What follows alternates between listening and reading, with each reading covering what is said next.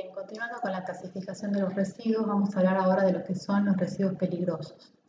Los residuos peligrosos se denominan de esta forma porque están encuadrados en una ley nacional que es la ley 24051, que tiene un decreto reglamentario que es el 831 del 93. La provincia de Jujuy se encuentra adherida a esta ley nacional mediante la ley provincial 5011. ¿Por qué la provincia requiere una adhesión a la ley nacional? Porque hasta cuando salió la ley 24051 aún no se había modificado la Constitución y por lo tanto no habían salido las leyes de presupuestos mínimos que, como explicamos al principio de la cursada, son de aplicación directa a las provincias y no hace falta adhesión por parte de las provincias, sino que las provincias dictan normas complementarias a estas leyes. La ley 24051 es anterior a toda la modificación de la Constitución, por lo tanto la provincia se adhirió mediante una ley provincial que es la 5011 y a su vez hay un decreto reglamentario referido a los residuos peligrosos que es el 6002 del 2006. Estas normas definen los residuos peligrosos como el residuo derivado de un proceso industrial o de una actividad de servicio. Con esta definición, los residuos que tienen o que van a estar encuadrados en la gestión que detalle esta normativa son únicamente los residuos generados por industrias o por actividades de servicio. Si un domicilio particular genera residuos de las características que vamos a indicar enseguida, no está alcanzado por esta ley, es decir, que no requiere que otorgarle a esos residuos la gestión que me indica esta normativa. Decíamos que se tenían los residuos, los derivados como actividades industriales o de servicio que pueden dañar directa o indirectamente a los seres vivos, contaminar el suelo, el agua, la atmósfera o el ambiente en general, y se remite a los efectos de detallar estas normas a la Ley Nacional 24051 con sus anexos 1 y 2. Esta normativa y toda la gestión que detallan estas normas son responsabilidad de ser aplicadas por la provincia a través del organismo correspondiente, que en este caso sería el Ministerio de Ambiente en su Secretaría de Calidad Ambiental. Son la autoridad de aplicación de la Ley de Residuos Peligrosos y son quienes deben velar por el control de la gestión de los residuos peligrosos, a diferencia de los residuos domiciliarios que cuya gestión debe ser controlada por los municipios, como dijimos anteriormente. Referido a los anexos 1 y 2, que me detalla a los que hace referencia a la definición de residuos peligrosos, el anexo 1 detalla un total de 45 categorías de residuos, luego mediante unas normas complementarias, en particular resoluciones del Organismo Nacional Ambiental, se agregaron 3 categorías más e identifica a estas categorías con la letra Y. De esta forma, fíjense, por ejemplo, que el Y1 corresponde a los desechos clínicos resultantes de la atención médica prestada en hospitales, centros médicos y clínicas de salud humana y animal. En otras palabras, dentro de esta categoría I1 se encuentran encuadrados los residuos patológicos. Luego, fíjense que algunos ejemplos: residuos farmacéuticos, residuos derivados de la salud humana y animal. Los Y4 son los residuos resultantes de la aplicación de agroquímicos, como para que tengan una idea. Los Y8 son los aceites minerales que se emplean para el mantenimiento en general de equipos o de maquinarias. Los Y10 son los PCB. Los Y12 son los restos de pinturas, por ejemplo, colorantes, pigmentos, lacas o barnices. Y así, en un primer grupo de 18 categorías, se identifican los residuos, lo que se dice por corrientes de desecho, mientras que a partir del Y19 en adelante se va indicando el constituyente peligroso, el berilio, el cromo, el cobre, y así hasta la categoría Y45. Como dijimos anteriormente, se agregaron 3 categorías más posteriormente por resolución de la Secretaría de Ambiente de Nación, y ahora las categorías de residuos llegan hasta el Y48.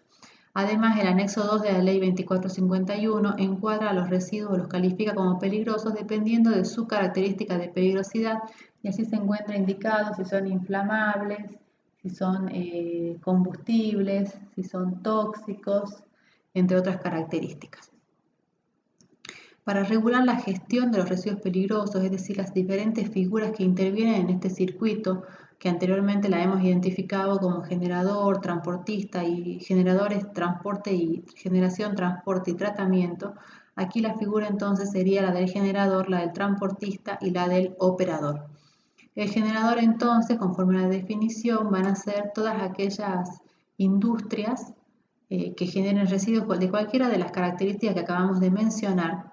El transportista va a ser la persona que se encargue de transportar estos residuos y enseguida vamos a ver cuáles son sus obligaciones. Y el operador va a ser quien dé un tratamiento a este residuo, que puede ser alguno de los que indiquemos ahora, como la incineración, como el tratamiento mediante un horno cementero, por ejemplo, hasta llegar hasta siendo como última alternativa, la disposición final en lo que se llama relleno de seguridad, que vamos a explicar enseguida la diferencia respecto del relleno sanitario. Entonces, para regular toda esta gestión, en nuestra provincia existe un registro donde deben registrarse, como su nombre lo indica, los generadores, los transportistas y los operadores de residuos peligrosos. Deben inscribirse allí. Este registro funciona en la autoridad y de esta forma quedan regulados mediante todas estas normativas y son controlados por la autoridad. Cualquier gestión de residuos peligrosos que quiera encuadrarse en las normas en cualquier gestión debe intervenir transportistas de este registro o bien operadores del registro. El generador es la figura o la persona dentro del circuito de los residuos peligrosos quien tiene mayor responsabilidad, justamente por ser quien genera el residuo. El residuo calificado como peligroso, el generador tiene la obligación o es responsable de los mismos y de cualquier daño que pueda provocar estos residuos al ambiente o a los seres vivos, a las personas. Es responsable desde que lo genera el residuo hasta que logra su tratamiento o su disposición final, eliminando su característica de peligrosidad. Cualquier cosa que ocurra entonces con el residuo peligroso va a ser responsabilidad del generador y los tipos de responsabilidades que establece la ley de residuos peligrosos son responsabilidades de tipo penal, es decir, que se sancionaría, que no conozco casos en los que se haya cumplido efectivamente, pero se sancionaría en principio con la cárcel quienes incumplan con todo esto, pero bueno, eso es toda una parte legal que debe implementarse, digamos, correctamente, si bien está dispuesto en la norma, no se aplica del todo. No obstante, lo que se refiere al generador, su responsabilidad, como dijimos, es desde que el residuo se genera hasta que es dispuesto adecuadamente. Eso se conoce como el principio de la cuna a la tumba.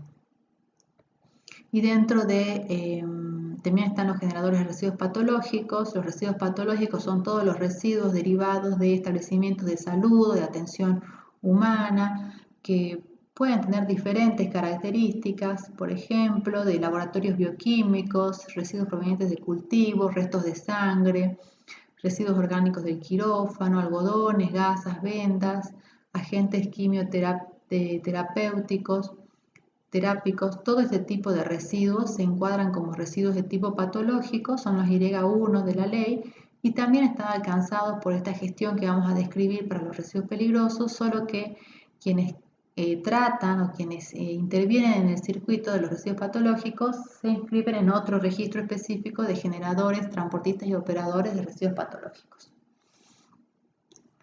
Dentro de las obligaciones que tiene quien genera los residuos peligrosos, una de ellas es inscribirse en el registro provincial declarando cuáles son los residuos que generan, es decir, indicando las correspondientes categorías, entre otras cosas, con las cantidades correspondientes a esa generación. Esa inscripción se hace en la autoridad ambiental, la Secretaría de Calidad Ambiental tiene una dirección específica y mediante el llenado de una declaración jurada. Como resultado de este proceso, la autoridad extiende un certificado que se llama Certificado Ambiental Provincial Anual o sus siglas CAPA, como su nombre lo indica, dura un año y al cabo de ese año el generador debe informar cuántos residuos generó en ese periodo de tiempo y renovar dicha inscripción. Eso es lo que establece la norma que debe cumplimentar el generador. De esta forma se espera que los residuos que genera tengan un seguimiento y uno se asegura de que no terminen en cualquier lado, en principio, dispuestos inadecuadamente. Dentro de las obligaciones que tiene entonces el generador es tratar siempre de disminuir los residuos que generan, clasificarlos adecuadamente, envasarlos indicando fecha, contenido en recipientes que sean aptos, y el generador puede llegar a darle algún tipo de tratamiento a los residuos, pero si no, debe entregarlos a algún transportista autorizado, indicándoles específicamente a qué operador enviarlos y por supuesto haciéndose cargo del costo que implica dicho tratamiento. El transportista es el responsable mediante sus vehículos que deben ser aptos y para ello la autoridad ambiental evalúa los vehículos del transportista conforme a las categorías de residuos para las cuales lo va a habilitar que transporte. O sea, no es que un transporte de residuos peligrosos puede transportar cualquier categoría de residuos, sino que se habilitan para categorías específicas. Entonces el transportista es quien, mediante vehículos que se encuentran aptos, debe retirar los residuos del generador y llevarlos hasta el operador. Debe cumplimentar con esa gestión. Para ello también debe inscribirse en ese registro mediante una declaración jurada donde declara las características de sus vehículos y también procedimientos de seguridad a llevar a cabo, entre otras cosas de esa declaración jurada que debe llenar, procedimientos de seguridad que va a poner adelante en el caso de que tenga alguna contingencia en el transporte. No obstante que el transportista va a transportar los residuos, es responsable en calidad de guardián de los residuos, pero no deja de ser responsable durante el transporte del generador también. Dentro de las obligaciones, el transportista no puede mezclar residuos incompatibles entre sí, no puede almacenarlos por periodos mayores de 10 días, no puede entregar residuos que tengan embalajes deficientes, no puede aceptar residuos que no vayan a ser recibidos por un operador específico y no pueden transportar residuos que sean incompatibles en el mismo vehículo. Para asegurarse de toda esta gestión, el transporte de los residuos peligrosos es acompañado de un documento que se denomina manifiesto y que es gestionado por el generador ante la autoridad. En ese manifiesto, el generador declara a la autoridad que va a realizar un transporte de residuos peligrosos de una determinada categoría de residuos con un transportista en particular y le indica allí también a qué planta de tratamiento va a enviar esos residuos. La autoridad entonces, previo al transporte, toma conocimiento mediante la autorización del manifiesto. El manifiesto es un formulario que se llena en original y 5 copias.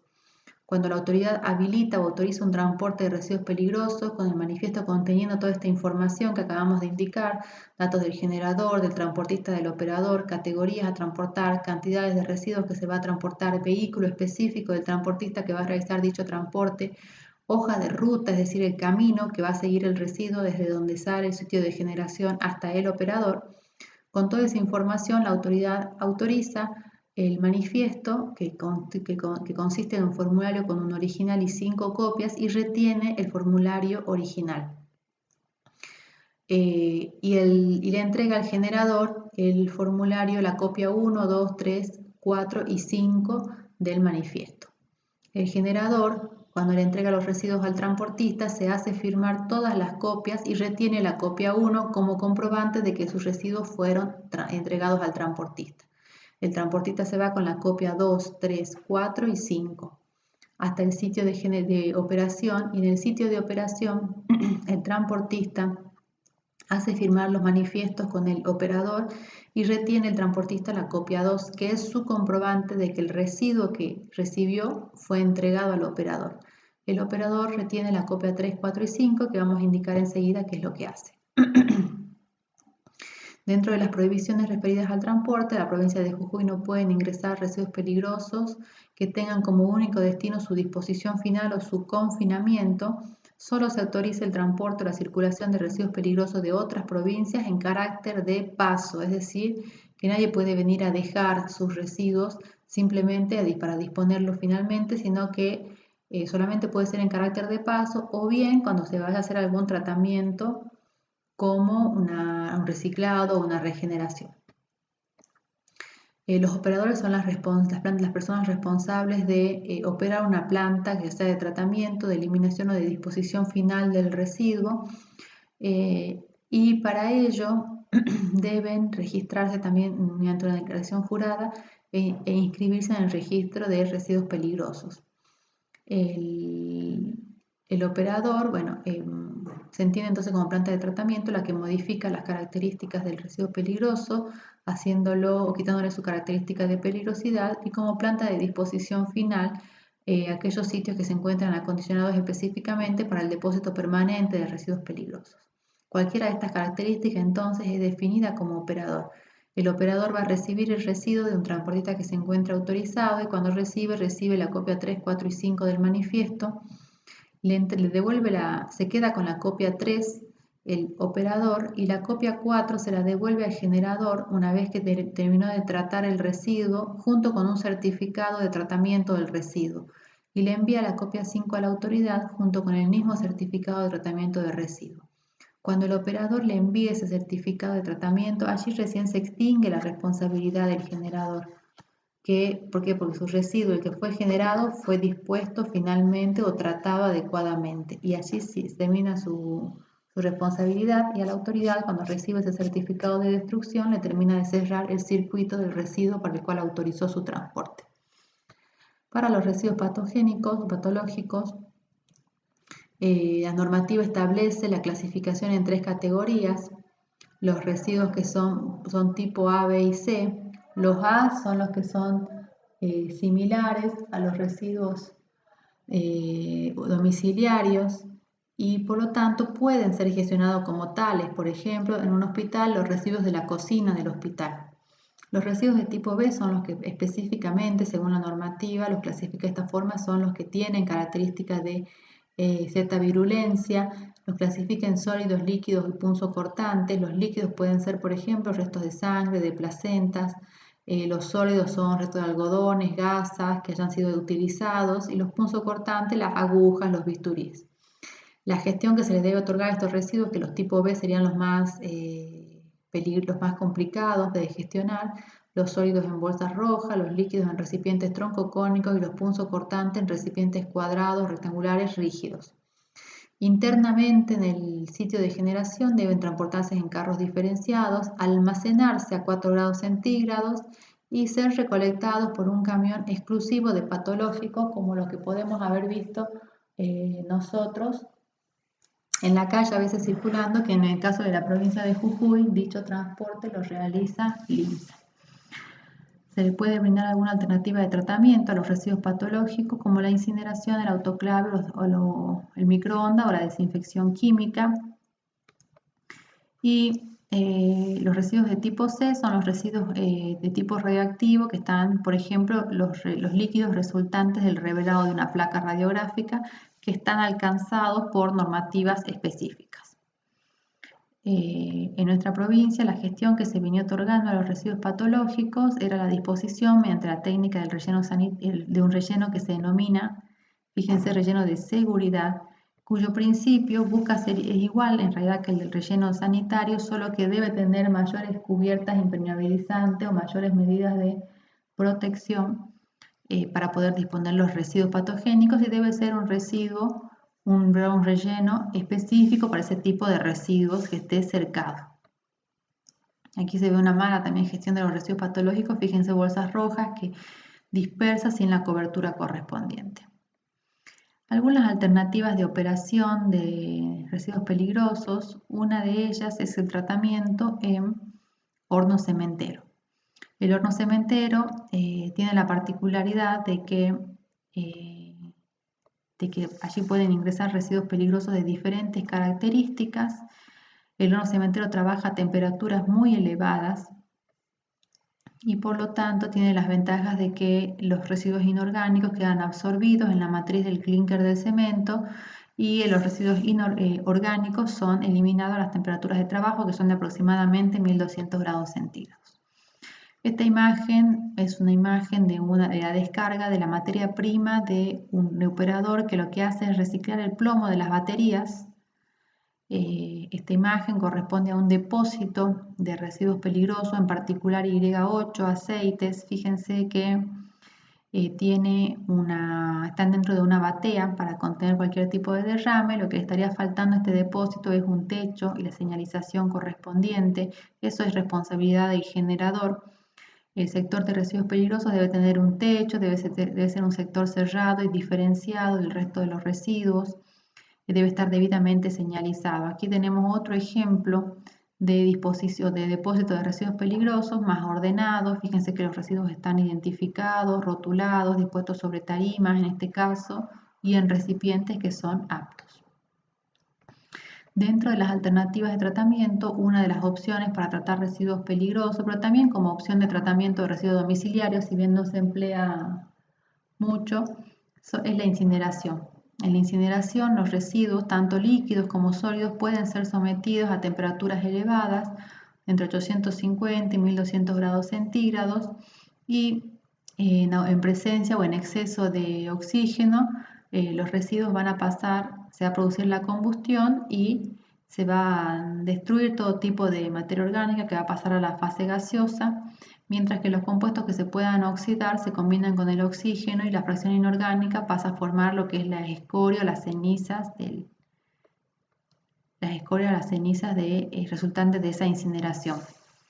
Los residuos en general, la incineración se puede aplicar a todo tipo de residuos, tiene como ventaja que reduce mucho el volumen de los residuos y las cantidades, por lo tanto el resultado de ellos son las cenizas, las escorias que se puedan llegar a generar, que sí requieren una gestión, pero ya es un volumen bastante menor. Entonces una reducción drástica de volumen reduce la peligrosidad. Se puede utilizar para aprovechar energéticamente cuando los residuos tengan elevado poder calorífico. Se puede instalar en parques industriales. Como desventaja es la emisión de compuestos orgánicos persistentes en la atmósfera por las temperaturas de trabajo del horno. Se pueden generar, cuando se quemen plásticos clorados, algún tipo de pueden generarse dioxinas o furanos que se eliminan a la atmósfera y, como su nombre lo indica, tienen naturaleza orgánica y son de difícil degradación como compuesto orgánico persistente. Por eso los hornos incineradores no son muy bien vistos, podríamos decir. Tienen un elevado costo de instalación, de operación y de mantenimiento. No es viable para residuos que tengan alto contenido de metales pesados. Cuando a la gente no le gustan, oposición de la población, a la gente no le gustan los hornos incineradores por su potencial emisión de contaminantes orgánicos persistentes y genera un nuevo tipo de residuo que debe ser tratado. Y cuando el horno incinerador se empleó para tratar residuos peligrosos, si bien reduce bastante el volumen, la ceniza y las escorias que se generan son potencialmente también residuos peligrosos y deben tener una gestión y se le debe otorgar una gestión como tal. Bueno, como decíamos, tiene una fuerte reacción social por las ONGs que se oponen a los mismos. Los hornos cementeros en este sentido son más amigables, ¿por qué? Porque por las temperaturas de trabajo que tienen, destruyen y de todo tipo de residuos de naturaleza orgánica y es poco probable que se generen este tipo de contaminantes que mencionamos para los hornos incineradores que se denominan contaminantes orgánicos persistentes. En un horno cementero se aprovecha también el potencial energético del residuo y se aprovecha dicho potencial porque los hornos cementeros en general tienen un elevado consumo de gas para poder funcionar, con lo cual la incineración de residuos resulta para ellos una alternativa sumamente atractiva, podríamos decir, porque con eso se ahorran combustible para el horno, a la vez que realizan un tratamiento y que como el generador está obligado a tratar sus residuos ante la alternativa de tratamiento en un horno cementero, el horno o quienes manejen la empresa del horno cementero pueden cobrar por esa gestión de residuos porque pueden emitir un certificado de destrucción. Por tal motivo, es una línea de negocio, decimos, atractiva para quienes ya tienen la tecnología, es decir, una planta de un horno cementero. Nadie se va a poner o se va a instalar un horno cementero para tratar residuos, ¿sí? Sino que es al revés, quien ya tiene un horno cementero tiene como una posibilidad de un negocio adicional que sería el tratamiento de residuos. Los residuos que pueden ingresar allí son residuos con suficiente poder calorífico como los aceites, por ejemplo, como barros de fondos de tanque de petróleo. También puede haber residuos plásticos, por ejemplo, pueden ingresarse al horno cementero. Como característica es que debe asegurarse que no se produzca alteraciones del cemento por el tipo de residuo que se esté incorporando. Ejemplo, tenemos, por ejemplo, aceites usados, residuos de refinería, neumáticos usados, que si bien no son residuos peligrosos, son combustibles buenos para el horno cementero de poder calorífico alto, y caucho puro también, algunas harinas animales, algunas telas, fíjense, residuos de caldera, algunos lodos y alquitranes, entre otras madera seca o cortada o acerrín con bajo contenido de humedad, son algunas opciones de alimentación al horno cementero. Bueno, ahí ya habíamos visto recién la imagen del horno cementero. La estabilización, solidificación son dos pasos, podríamos decir, en el tratamiento del residuo, que van por lo general acompañadas. En la estabilización, lo que se hace es agregarle a la mezcla del residuo alguna sustancia que lo que haga es que evita la movilidad del componente contaminante de ese residuo. Y al evitar la movilidad se evita entonces que ese constituyente siga contaminando. La estabilización comprende las técnicas que van a disminuir el peligro de un residuo mediante la reducción de la movilidad, que sería entonces la estabilización, o bien solubilizándolos o reduciendo su toxicidad, por ejemplo. Luego decíamos que viene la solidificación, que lo que hace es encapsular al residuo en un sólido monolítico de alta integridad estructural, por ejemplo, en un mortero, en una mezcla cementicia, por ejemplo. Y no necesariamente hay una interacción o una reacción química para alcanzar esta solidificación, sino que más bien pueden producirse algún tipo de unión mecánica que evite entonces que el residuo se disperse, sino que promueve que sea encapsulado de esta forma e inmovilizado en una masa, como indicamos, monolítica. Los residuos que se emplean por lo general o que pueden ser sometidos a este tratamiento son en general residuos que tengan metales pesados, por ejemplo. Lo que se aplica puede ser la absorción o los procesos que utilizan cal y cenizas puzolánicas, procesos que utilizan puzolanas y cementos Portland. Aquí puede microencapsulación, macroencapsulación, aquí pueden entonces someterse residuos a estas características. Por último, como una alternativa para los residuos peligrosos, se encuentra la disposición final contemplada en lo que se llama relleno de seguridad. Cambia el nombre respecto de los residuos domiciliarios, donde lo nombramos como relleno sanitario.